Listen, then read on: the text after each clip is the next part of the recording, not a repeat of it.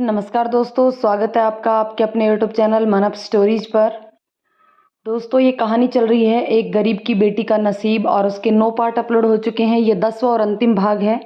ये पार्ट पढ़ने से पहले आप अगर पहले के पार्ट पढ़ेंगे तो आपको ये पूरी कहानी समझ में आएगी। इसलिए डिस्क्रिप्शन बॉक्स में एक प्लेलिस्ट का लिंक दिया हुआ है जो कि कहानी के नाम से ही है, और उसमें सभी वीडियोज़ जो हैं 9 उन सब का लिंक दिया हुआ। वहाँ से पहले आप उस पूरी कहानी को पढ़ करके फिर इस कहानी को आगे पढ़िएगा। तो चलिए अब इस पार्ट को शुरू करते हैं। रामू राम भरोस काका को देखकर, राम राम काका। राम राम बेटा। अरे रामू बेटा, बहुत दिन बाद आए हो। कैसा चल रहा है काम तुम्हारा शहर में? बस काका, ऊपर वाले की मेहरबानी और आप लोगों का आशीर्वाद है। वाह वाह, अच्छी बात है बेटा। किस तैयारी में लगे हो? अरे काका, वो सीलो की शादी करनी है तो बस उसी की ही तैयारी कर रहा था। रिश्ता पक्का कर लिया क्या? हाँ काका। अच्छा, बढ़िया है बेटा। क्या करता है लड़का? काका, उनकी टेक्सटाइल मिल्स हैं और वो खुद मिल्स के मालिक हैं। इतना सुनते ही रामबरोस काका का मुंह खुला का खुला रह गया। क्या? मिल्स का मालिक? चलो, अच्छा है, अच्छा है। और तुम क्या नौकरी करते हो शहर में? काका, हम भी एक फैक्ट्री में सुपरवाइजर हैं। बेटा, किस्मत किस्मत की बात है। दीपचंद जिंदा था तो उसको तो कभी सुख नहीं मिले, और देखो उसके बाद तुम्हारे सुख के दिन आए हैं। दीपचंद के तो बेचारे के सुख के दिन किस्मत में लिखे ही नहीं थे। खैर कोई बात नहीं, अब तुम ठीक से कमा लेते हो तो तुम्हारा गुजर बसर तो अच्छे से हो ही जाएगा। बस काका, दुआ है आपकी। बेटा, सीलो कहाँ है? वो तो कहीं दिखती ही नहीं है। वो भी तो शहर गई थी ना कमाने। हाँ काका। बस काका, वो भी शादी की तैयारी ही कर रही है। अच्छा बेटा, कोई भी हमारे लायक काम हो तो बता देना, संकुचाना मत, अपना ही घर समझना। हाँ हाँ काका, क्यों नहीं। अब तो आप लोग ही हैं हमारे, माँ पिताजी तो है नहीं। आप लोगों का ही सहारा है हम लोगों को तो। ठीक है बेटा, अब मैं चलता हूँ। इतना कहकर राम भरोस काका चलने के लिए जैसे ही हुए कि काकी आ गई। अरे रामू बेटा, ठीक हो? मैंने सुना है सीलो की शादी करने आए हो। अरे तुम तो शहर जाकर अपनी काकी को भूल ही गए। अरे नहीं नहीं काकी, ऐसी कोई बात नहीं है। आप कैसी हो? हम तो ठीक हैं बेटा। हाँ बेटा, तू चिंता मत करना। लाली नहीं है तो क्या हुआ, मैं करूँगी अपनी बिटिया के सारे रस्म व रिवाज पूरे। धन्यवाद काकी, जब आप हैं तो हमें क्या चिंता। चलो कमला की माँ, हमें खेत देखना है। ठीक है बेटा, हम चलते हैं। रामू को शादी की तैयारी करते देखकर सभी लोग दांतों तले उंगलियां दबाते हैं कि 3 से 4 साल में रामू ने ऐसा क्या कर लिया जो इतनी अच्छी शादी की तैयारी कर रहा है, और रामू को उनकी बातों से कोई फर्क नहीं पड़ता। रघुनाथ भी शादी की तैयारियां कर रहा था। शादी के लिए गहने तो पहली पत्नी के थे ही, बस सीलो की पसंद का एक मंगलसूत्र और बनवा लिया था, और सीलो की पसंद से ही कपड़े खरीद लिए थे, तैयार करवा लिए थे। रघुनाथ ने रामू से कह दिया था कि वहाँ बस फेरों की और बारात के स्वागत की तैयारी करें, बाकी दहेज में कुछ नहीं चाहिए। बारात में भी ज़्यादा लोग नहीं आएंगे। शादी के एक दिन पहले सीलो भी घर आ गई। घर आने के बाद सीलो ने सबसे पहले कमला के पास फ़ोन किया और कमला को उसकी शादी में आने के लिए कहा। कमला मुकेश के साथ बाहर शहर में रहती थी। सीलो ने अपने घर जाकर माँ की एक छोटी सी टीन की संदूक जो थी उसे खोला, क्योंकि माँ ने उसे बताया था कि उसमें एक जोड़ी चांदी के पाजेब रखे हुए हैं। सीलो ने देखा तो पाजेब के साथ एक चांदी का कंदोरा और हथफूल भी था। सीलो ने वो निकाल कर रामू को देते हुए कहा, भाई माँ की तरफ से ये पाजेब कन्यादान कर देना, और ये कंदोरा और ये हथफूल आप दोनों की शादी के लिए रख लो, माँ की तरफ से भाभीियों को दे देंगे। रामू ने कहा, सीलो, अम्मा की तरफ से चांदी की पायल ही नहीं, सोने के कंगन भी कन्यादान में दूंगा। सोने के कंगन? भाई सोने के कंगन कहाँ से आएंगे? तो रुक, मैं अभी आया। इतना कहकर रामू अंदर गया और हाथ में एक छोटी सी पोटली लेकर आया। सीलो के हाथ में देते हुए बोला, इसे खोल के देख। सीलो ने पोटली खोली तो उसमें चमचमाते सोने के कंगन देखकर खुशी से उछल पड़ी। भाई ये कहाँ से आए? मैंने बनवाए हैं, तुम पहन कर देखो, तुम्हें ज़रूर पसंद आएंगे। भैया तुमने ये कब किया? सीलो, अम्मा पिताजी नहीं है तो क्या हुआ? मैं जब से मजदूरी करता था तब से थोड़े थोड़े पैसे जोड़ता था कि तेरे लिए कंगन बनवा सकूं। क्योंकि जब भूरा राम ने अपने कंगन वापस मंगवाए थे तो मैंने देखा था तेरी आंखों में कि तूने किस प्रकार से बुझे हुए मन से वो कंगन उतार कर दिए थे। उस समय तो मेरी सामर्थ्य नहीं थी कि मैं कुछ करने की सोचता, परंतु मैंने यह जरूर सोच लिया था कि कोशिश करूंगा कि मैं अपनी बहन के हाथों में वो सोने के कंगन वापस ला सकूं। इसलिए मैंने तेरे लिए ये सोने के कंगन बनवाए हैं। भाई, इनकी क्या ज़रूरत थी? वैसे भी श्यामू की पढ़ाई में बहुत खर्चा होने वाला है। वह सब आपको ही करना है। तू चिंता ना कर, मैं सब कर लूँगा। श्यामू की पढ़ाई भी पूरी होगी और वह डॉक्टर भी बनेगा। उसकी चिंता ना कर तू। आराम से शादी के मज़े ले। दो दोनों भाई बहन बातें कर ही रहे थे कि तभी बाहर से आवाज़ आई। सीलो, अरे कहाँ है तू? आवाज़ सुनते ही सिलो दौड़ती हुई बाहर आई। कमला, तू आ गई? कमला सिलो के लिए साड़ी लेकर आई थी। साड़ी दिखाते हुए कमला ने कहा, सिलो देख, मैं तेरे लिए साड़ी लाई हूँ। देख ना, तुझ पर कैसी लगेगी।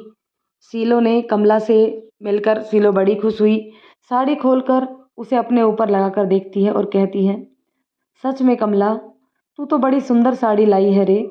और बता, तू तो भूल ही गई थी। मुझे इतने दिनों तक तेरा कोई अता पता ही नहीं था। मैं जब भी अम्मा और पिताजी से पूछती थी कि सिलो का क्या हाल है तो वो कहते, सिलो तो है ही नहीं, कहीं शहर गई है। तू खुद भी कमाने लग गई। कितनी पगार मिल जाती है तुझे?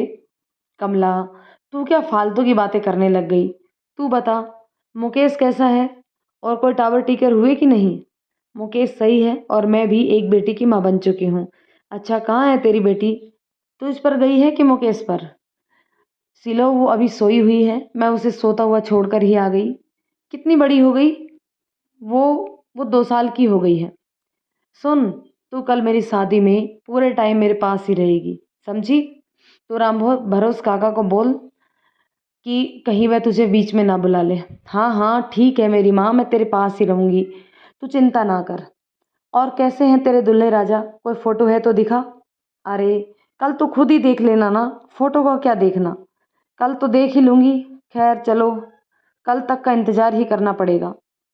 दोनों सहेलियां बातें करते रही। शाम को हलवाई आ चुका था। मिठाइयाँ भर भर के बनाई जा रही थी। कई तरीके की मिठाइयाँ बनाई जा रही थी। इन सब को देखकर कमला बोली, इतनी सारी मिठाइयाँ बन रही है, क्या बात है? कुछ ज़्यादा खर्चा नहीं हो जाएगा सिलो? मैं क्या करूं, मैं तो रामू भैया से मना कर रही थी, पर भैया हैं कि मानते ही नहीं हैं। कहते हैं एक ही बहन है, जितना करना है कर लो। रात को सभी औरतें गीत गाने के लिए आ गई। पड़ोस की औरतों ने भी शीला को कोई एहसास ही नहीं होने दिया कि उनकी माँ नहीं है। सभी आगे हो होकर सब काम किए जा रही थी। अगले दिन बारात आ गई। बारात को ढोल नगाड़ों की आवाज़ सुनकर कमला कहने लगी, सिलो जल्दी से तैयार हो जा, बारात आ गई है। और तभी बाहर से श्यामू दौड़ता हुआ आया और एक बैग पकड़ाते हुए बोला, कमला दीदी, ये लो दीदी के लिए शादी का जोड़ा। कमला जोड़े को हाथ में उठाते हुए बोली, अरे सिलो, ये तो बहुत भारी है, क्या है इसमें? और उसने जल्दी जल्दी जोड़े को खोला तो देखा कि बहुत ही सुंदर लाल रंग का चमचमाता हुआ जोड़ा था। कमला और उसकी सहेलियों ने मिलकर सीलो को बहुत ही अच्छे से तैयार कर दिया था। गांव की सभी औरतें, बूढ़े जवान सब सीलो के दूल्हे को देखने के लिए आतुर हो रहे थे, क्योंकि इतनी तैयारी शादी की जो हो रही थी। आखिर दूल्हा कैसा होगा, क्योंकि उन्होंने सुन लिया था कि दूल्हा एक मिल्स का मालिक है, तो सभी उसे देखने के लिए उतावले हो रहे थे। तभी दूल्हा घोड़े पर चढ़कर आया। रघुनाथ की दूसरी शादी थी, पर देखकर ऐसा लगता नहीं था कि उसकी उम्र ज़्यादा होगी। रघुनाथ 28 साल का था। रघुनाथ की पहली शादी छोटी उम्र में ही हो गई थी, इसलिए उसकी उम्र ज़्यादा नहीं थी। किसी को एहसास भी नहीं हुआ कि ये दूजबर दुल्हा है। सीलो लगभग 21 साल की हो चुकी थी।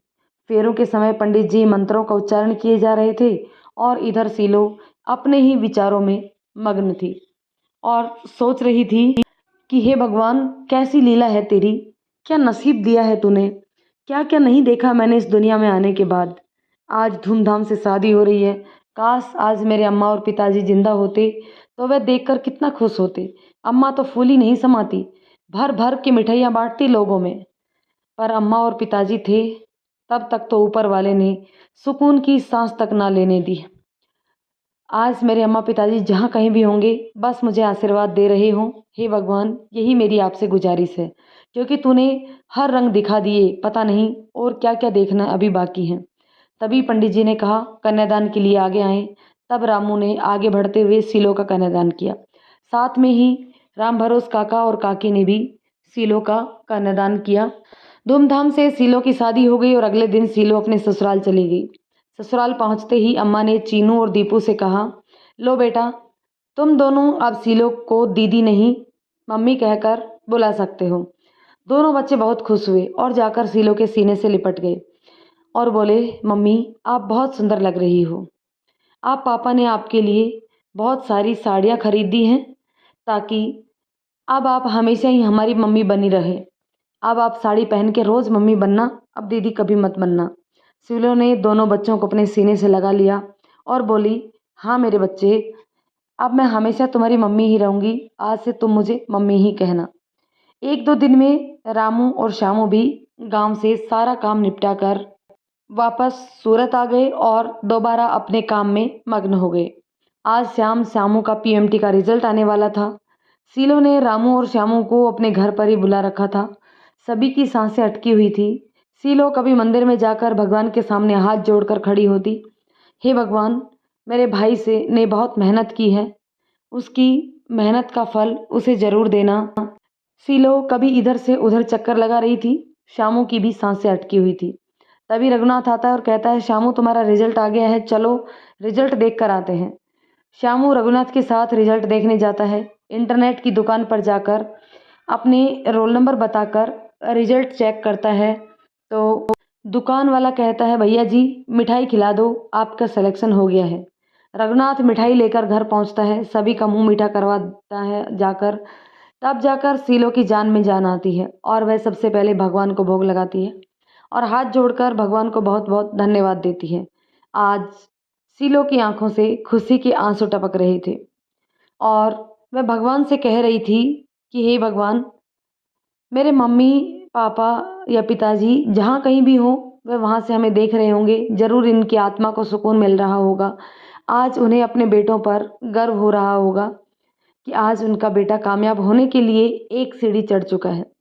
सीलो आरती की थाल लेकर अपने भाई श्यामू की आरती उतारती है और उसे तिलक लगाती है और फिर उसका मुंह मीठा करवाती है और उसे शुभकामनाएं देती है। सभी श्यामू को शुभकामनाएं देते हैं। सीलो रघुनाथ के पास जाकर उसे भी धन्यवाद देती हैं कि आज उनकी वजह से यह सब हुआ है। अगर आप मेरी ज़िंदगी में नहीं आते और मुझे उस दलदल से बाहर नहीं निकालते तो पता नहीं यह सब हो पाता या नहीं। मैं आपकी बहुत शुक्रगुजार हूँ और आपका यह एहसान मैं जीवन भर नहीं चुका सकती। कैसी बातें कर रही हो तुम सीलो? जब तुम मेरा घर बसा सकती हो तो मेरा भी कुछ फ़र्ज़ बनता है कि मैं तुम्हारे लिए कुछ करूं। और वैसे भी अब मैंने कुछ नहीं किया, ये सब तो श्यामू की मेहनत है, उसी की मेहनत का फल है। हमने तो बस उसे एक दिशा दिखाई है, बाकी तो उसी ने सब किया है। अब रामू की शादी हो चुकी है। रामू की पत्नी एक टीचर है। श्यामू डॉक्टरी की पढ़ाई करने लग जाता है। सीलो तो फूल ही नहीं समाती, उसका एक भाई डॉक्टर बन गया और दूसरा भाई रामू रघुनाथ के साथ काम करते हुए एक फैक्ट्री का आधा मालिक। अब रघुनाथ और रामू ने मिलकर एक दूसरी फैक्ट्री खरीद ली है। सीलो रघुनाथ के घर आराम से रहती है और अपने बच्चों को संभालती है। रामू, श्यामू और सीलो श्यामू के डॉक्टर बनने के बाद पहली बार गांव में आए और उन्होंने अपने गांव में अपने घर में रखी हनुमान जी की मूर्ति पर प्रसाद चढ़ाया और गांव के मंदिर में जाकर भी प्रसाद चढ़ाया। सभी पड़ोसियों को मिठाई बांटी और सभी को बताया कि श्यामू डॉक्टर बन गया है। गांव के हर आदमी ने आकर श्यामू को बधाई दी। जो लोग पहले उनके घर की तरफ मुंह करके भी नहीं चलते थे, आज वो सब लोग आकर श्यामू को डॉक्टर बनने की बधाई देकर गए। रामू की पत्नी सविता को पड़ोस की औरतें अपने घर लेकर गई, उनके खेत दिखाए। कुछ समय नौकरी करने के बाद श्यामू ने आगे और पढ़ाई करने के लिए रामू के सामने बात कही तो रामू ने उसे आगे पढ़ने की इजाज़त दे दी। इस प्रकार से श्यामू एमएस करके कैंसर रोग विशेषज्ञ बन गया और एक बड़े हॉस्पिटल में उसकी नौकरी लग गई। धीरे धीरे समय बीतता गया। अब श्यामू की भी शादी हो गई, उसकी पत्नी भी डॉक्टर है। एक बार रामू फैक्ट्री के किसी काम से बाहर गया हुआ था। वो जिस होटल में ठहरा था, उसी होटल में कुछ लोग और भी ठहरे हुए थे। आपस में बातचीत करते हुए उसे पता चला कि वो लोग किसानों को ट्रेनिंग देने के लिए आए हैं, जो पास के ही एक स्कूल में चल रही है, जहाँ यह सब बताया जाता है कि किस तरीके से खेती कर की जाए कि फसल की जो पैदावार है वो बढ़ सके। रामू भी अपना काम निपटाकर उस ट्रेनिंग को अटेंड करता है। फिर उसी तरीके की कुछ और ट्रेनिंग्स में भी भाग लेता है। कुछ दिन के लिए समय निकालकर अपने गांव आता है और वहाँ के किसानों को गुणवत्तापूर्ण कृषि के बारे में बताता है। अब उसके गांव में हर किसान गुणवत्तापूर्ण खेती करने लगा था और पहले की बजाय दुगनी उपज होने लगी थी। किसी को भी किसी भी प्रकार की गांव में तकलीफ होती, रामू हमेशा तैयार रहता उन सबकी मदद करने के लिए। गांव वालों के कहने पर उन्होंने गांव में एक छोटा सा हॉस्पिटल बनवा दिया। उसमें उन लोगों ने एक डॉक्टर भी रखवा दिया। अगर गांव में किसी को गंभीर बीमारी होती तो श्यामू और उसकी पत्नी आकर महीने 2 महीने में एक बार गांव में कैंप लगाते, गांव के लोगों के लिए बिना फीस के सेवाएं देते। गांव के सभी लोग रामू श्यामू का ही उदाहरण देते जब भी कभी गांव के किसी अच्छे कार्य का जिक्र होता तो। सबसे ऊपर रामू और श्यामू का नाम हुआ करता था। एक दिन श्यामू बैठा सोच रहा था कि एक वह दिन था जब हम एक एक दाने के लिए तरसा करते थे, सूखी रोटी खाया करते थे, और एक आज का दिन है जब हम कितने ही लोगों को खाना खिला सकते हैं। काश आज हमारी अम्मा पिताजी होते तो वे कितने खुश होते। श्यामू को माँ पिताजी की बहुत याद आ रही थी। वो आसमान की तरफ देखते हुए कहता है, अम्मा पिताजी आप जहाँ कहीं भी हो, आप बहुत गर्व महसूस कर रहे होंगे कि आज उनके बच्चे गांव के सबसे अमीर बच्चे हैं, जिनको अपनी ओर आता देख जो लोग राह बदल लिया करते थे कि कहीं कुछ मदद ना मांग ले, जिनकी तरफ लोग देखना भी पसंद नहीं करते थे, आज वही बच्चे पूरे गांव की मदद कर रहे हैं। एक दिन साहूकार श्यामू के पास इलाज के लिए आया क्योंकि उसको ब्लड कैंसर हो गया। श्यामू ने साफ मना कर दिया कि जिस साहूकार ने हमें बर्बाद करने की कोशिश की, जिसकी वजह से हमारे पिताजी ने आत्महत्या कर ली, जिसकी वजह से हमारी माँ हमारे साथ नहीं है, मैं उसका इलाज बिल्कुल नहीं करूँगा। साहूकार का लड़का आकर श्यामू के पास बहुत मिन्नतें करने लगा कि वह उसके पिताजी का इलाज करे, मगर श्यामू ने साफ इनकार कर दिया कि कुछ भी हो जाए उसके पिताजी का इलाज वह नहीं करेगा। जब ये बात सीलो को पता चली तो उसने श्यामू को समझाया कि भाई अगर आज तू इस लायक है कि तू किसी की मदद कर सकता है तो तुझे करनी चाहिए। तू याद कर भाई, जब हमारे पास कुछ भी नहीं था तब हम किसी की तरफ मदद के लिए देखते थे। अगर कोई हमारी मदद कर देता तो हम उसको लाखों दुआएं देते थे। आज उसको तेरी ज़रूरत है भाई, उसकी मदद कर, उसके दिल से भी लाखों दुआएं निकलेंगी। तब श्यामू ने कहा, नहीं दीदी, जिसकी वजह से हमारा परिवार बिखर गया, आपको कैसी कैसी ज़िंदगी जीनी पड़ी, मैं उसकी मदद नहीं कर सकता। वह इसी के लायक है, उसे अपने कर्मों का फल मिल रहा है, यही उसकी सज़ा भी मिलनी चाहिए। सीलो ने श्यामू को बहुत समझाया कि नहीं भैया, जैसा वह है वैसा अगर हम भी हो गए तो उसमें और हम में फ़र्क ही क्या रह जाएगा। भगवान ने अगर हमें देने के लिए कुछ दिया है तो हमें देना चाहिए। यह नहीं देखना चाहिए कि सामने वाला इंसान कौन है। उसने गलत किया, वह उसके कर्म थे। अगर हम गलत करेंगे तो हमारे कर्म भी गलत होंगे। हमें किसी भी हालत में गलत नहीं करना चाहिए। माना कि साहूकार ने बहुत पाप किए हैं, मगर हमें पाप से नफरत करनी चाहिए, पापी से नहीं। इस प्रकार सीलो के समझाने पर श्यामू ने साहूकार का इलाज करना शुरू किया, मगर जांच किया तो पता चला कि साहूकार का कैंसर लास्ट स्टेज पर था, वह बच नहीं सकता था। श्यामू ने कहा कि अब उसका बचना मुश्किल है, हो सके तो अंतिम समय में कुछ अच्छे कर्म कर ले ताकि तुम्हारे आगे की गति सुधर जाए। हो सकेगा तो भगवान तुम्हें माफ़ कर दे, वरना तुम्हारे जो कर्म हैं उनको भुगतो। सीलो ने कहा, श्यामू जैसा होगा जो होगा वह भगवान पर छोड़ दो, तुम तो सिर्फ अपना कर्म करो। तुम साहूकार को अच्छी सी अच्छी दवाइयाँ दो, बाकी सब भगवान पर छोड़ दो। श्यामू ने साहूकार का इलाज शुरू किया और धीरे धीरे साहूकार की तबीयत में सुधार होने लगा, मगर यह तो पक्का था कि वह बच नहीं सकता था। पर जहां वो 2 महीने जीता, वहीं वह 6 महीने जी गया। साहूकार को उसके किए की सज़ा मिल गई थी। तो दोस्तों, ये कहानी को हम यहीं पर ख़त्म करते हैं। कमेंट करके ज़रूर बताइएगा कहानी आपको कैसी लगी। कहानी पसंद आई हो तो उसे लाइक और शेयर करें। चैनल पर नए हैं तो प्लीज़ चैनल को सब्सक्राइब ज़रूर कर लें। धन्यवाद दोस्तों।